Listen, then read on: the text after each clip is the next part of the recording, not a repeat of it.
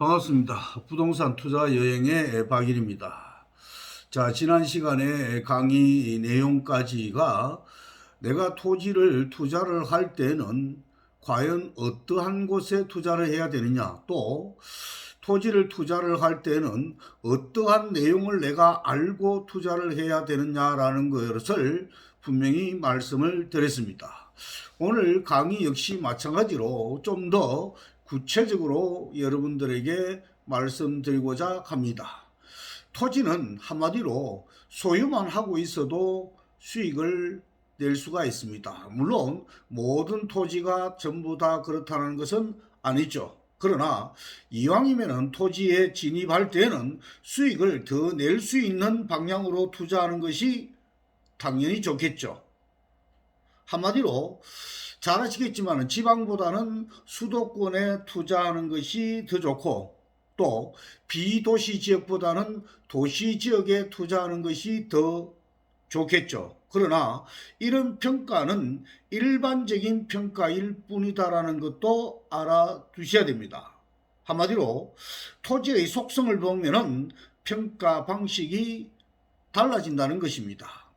예를 들어서 울산의 경우에 삼산동의 땅을 1억 주고 사가지고 10년 만에 2억이 된 것과 울산 가까이에 있는 경주의 산내면에 땅 1억을 투자해서 평당 10만 원을 주고 1000평을 사가지고 10년 후에 만약에 평당 35만 원이 되었다라고 하면은 수익은 어떻게 될까요? 구체적으로 제가 말씀 안 드려도 무슨 뜻인지를 아마 감을 잡으실 것으로 생각을 합니다. 당연히 경주의 산내면의 땅이 수익성이 높다고 볼 수 있죠. 이런 일들은 실무에서 흔하게 발생합니다. 한마디로 말해서 작은 것이 움직임이 빠르기 때문입니다. 어디가 좋고 나쁘다라고 단언해서 말할 수 없는 것입니다. 어디든 호재가 많고 미래만 밝다면은 어디든지 투자의 대상이 된다는 것을 알아두셔야 됩니다. 또한 용도 변경을 통해서 수익을 극대화시키는 방법도 있습니다. 현행법상 용도지역은 도시지역, 관리지역, 농림지역, 자연환경 보전지역처럼 크게 4가지의 용도로 구분되어 있습니다. 이를 부자들은 토지를 사놓고 심심찮게 어떻게 합니까? 민원을 제기하는 등의 모든 수단 방법을 동원해서 용도를 바꾸게 되는 거죠. 보통 돈이 많지 않은 월급쟁이가 접근하기 쉬운 농림지역은 가격이 싸죠. 잘 아시겠지만은 LH 사태를 보면서 여러분들도 매스컴을 통해서 많이 들었을 겁니다. 대다수가 거의 다가 농림지역의 토지다라는 것을 여러분들도 아마 아실 겁니다. 그러나 만약에 이처럼 농림지역이 개발이 될 수 있는 관리지역이나 도시지역으로 용도가 바뀌면은 어떻게 될까요? 가격은 당연히 엄청나게 올라가게 된다는 것은 누구나 다 아는 사실입니다. 다만 이때 농지를 취득할 때는 여러분들이 알아두셔야 될 것이 경지 정리가 되어 있는 농지는 용도 변경이 어려울 수가 있습니다. 자, 이 말이 뭐냐면은 바둑판처럼 반듯반듯하게 정사각형, 직사각형의 농지는 변경이 어렵다라는 것입니다. 따라서 마을 근처 경지 정리가 안 된 토지가 더 좋을 수 있다는 점을 꼭 기억하시기 바랍니다. 그 이유는 뭘까요? 경지 정리된 농지는 만약에 개발을 할 때 항상 따라오는 것이 환경영향평가 등이 따라옵니다.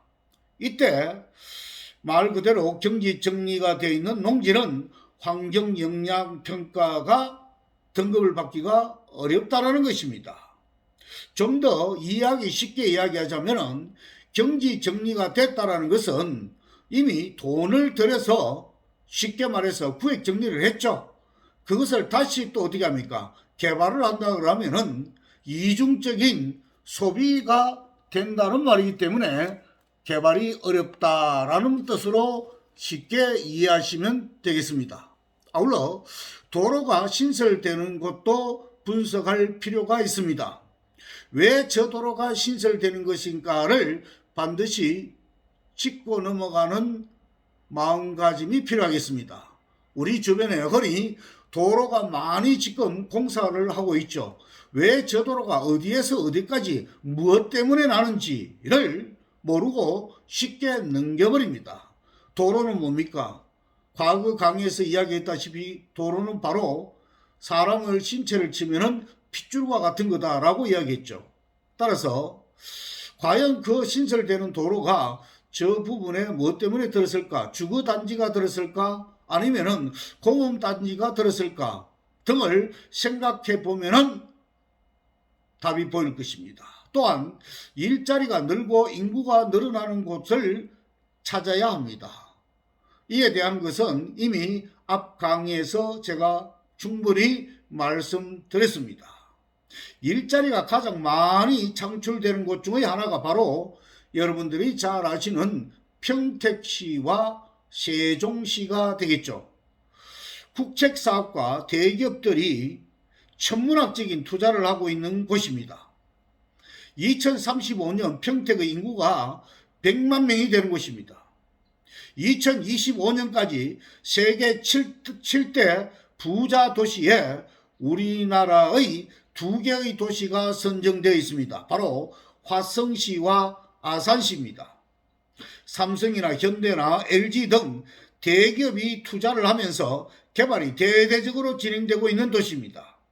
인구가 유입되면 도시가 형성되고 그렇게 되면 땅은 자동적으로 가격이 오르는 것은 분명한 사실입니다. 또 다른 것은 여러분들이 좀 더 이해해야 할 것은 관광 인프라가 형성되는 것 또한 투자의 대상이라는 것도 생각을 해야 됩니다. 관광 산업은 미래 먹거리 산업으로 여러 국가가 치열하게 경쟁을 벌이고 있는 상황이다라는 것도 여러분들도 아실 겁니다. 한마디로 각 나라는 관광객 유치를 위해서 혈안이 되어 있습니다. 나아가서 마이스 산업이 뜨는 이유이기도 바로 그 이유입니다. 예를 들어서 울산의 KTX 역세권의 컨벤션 센터가 지난달 말에 문을 열었죠. 앞으로 이런 컨벤션 센터는 많은 행사들이 진행될 것입니다. 그러나 컨벤션 센터만 있을 뿐 숙박시설 등 인프라가 전혀 갖춰져 있지 않다라는 것입니다. 따라서 울산시가 이 문제를 빠른 시간 이내에 해결을 해야 될 것으로 저는 생각을 합니다. 이처럼 마이스 산업은 한마디로 회의라든가 포상관광이라든가 컨벤션이라든가 전시회의 합성어가 바로 마이스입니다. 마이스 산업은 관련 방문객의 규모도 크고 소비도 일반 관광객과는 엄청난 차이를 보이고 있기 때문입니다. 관광 수익에다가 일자리 창출의 효과도 엄청나다고 볼 수 있겠죠. 따라서 최근 세계 주요 도시들은 마이스 산업 육성을 불황 극복의 열쇠를 삼고 있습니다. 각국이 치열한 경쟁을 벌이고 있는 것이죠. 마이스 산업은 다른 분야에 비해서 고부가가치 산업으로 경제적 효과 또한 매우 크다고 생각이 되집니다. 그래서 국가 전략 산업으로 관광 산업을 활성화시키고 있는 것입니다. 특히 잘 아시겠지만 싱가포르는 마이스 산업의 육성으로 가장 많은 혜택을 본 국가 중의 하나입니다. 일자리 창출과 관광 서비스업을 활성화시키면서 카지노를 포함한 복합 리조트 산업에 적극적인 투자를 했죠. 물론 싱가포르가 그와 같은 관광 산업을 육성하기 전에는 반대 의견도 많았지만 침체된 경제와 중국 관광객을 유치할 수 있는 기회를 놓치지 않기 위해서 큰 결정을 내렸던 것입니다. 그리고 복합 리조트도 대대적으로 건설을 추진을 했죠.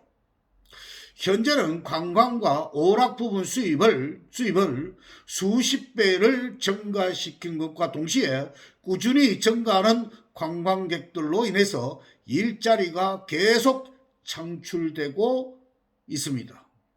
우리나라도 일자리 창출 성과를 벤치마킹해서 영종도에다가 대단히 복합 리조트를 현재 건설 중에 있습니다. 국가적 차원의 전략과 홍보 활동을 통해서 관광 대국으로 지향해야 한다고 저는 생각을 합니다. 솔직히 저 개인적 입장으로서 말씀드리면 그동안 우리나라는 산업에만 신경을 썼지 관광에는 거의 손을 놓고 있었던 것을 생각해 보면은 지자체나 정부가 얼마나 미래를 보지 못했는가를 말해주고 있는 증거다라고 저는 감히 말씀드릴 수가 있겠습니다. 자, 정리를 해봅니다. 먼저 첫째로 용도 지역 변경에 따른 투자가 있겠고요. 두 번째로 역세권 등의 투자가 있겠고요.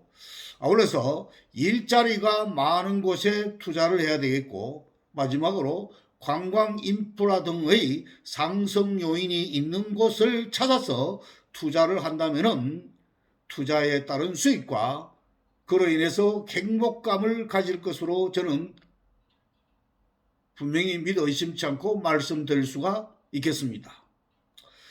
저는 지금까지 강의에서 많은 이야기를 여러분들에게 어디다라고 지역을 말씀을 드립니다만도 너무 깊게 생각하지 마십시오. 내가 살고 있는 곳과는 너무가 거리가 먼 곳이기 때문에 내하고는 관계없다가 아니라 하나하나를 공부하시라고 말씀을 드렸습니다.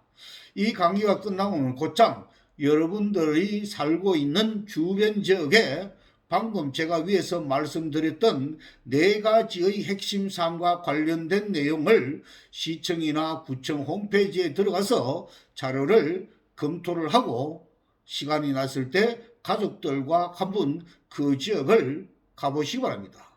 그래도 이해가 잘 가지 않는다면 언제든지 댓글을 달아주시면 제 나름대로 여러분들에게 충분한 해답을 드릴 수가 있다고 보여집니다.